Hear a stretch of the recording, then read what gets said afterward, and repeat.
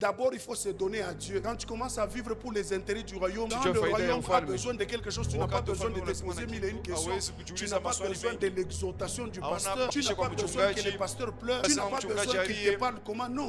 Il y a ceux-là qui viennent, qui reconnaissent qu'ils appartiennent au royaume de Dieu.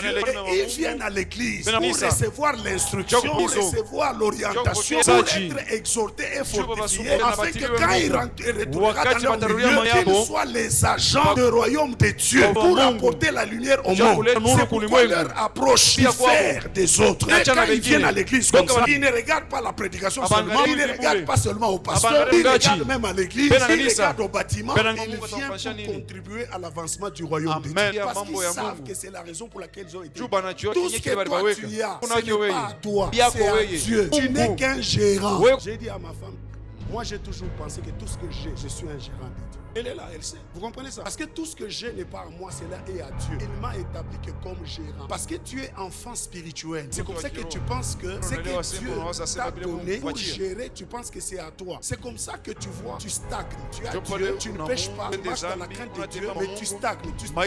Parce que tu t'appropries de ce qui est à Dieu. La Bible déclare et dit, celui qui est fidèle dans peu de choses, on lui donnera des grandes choses.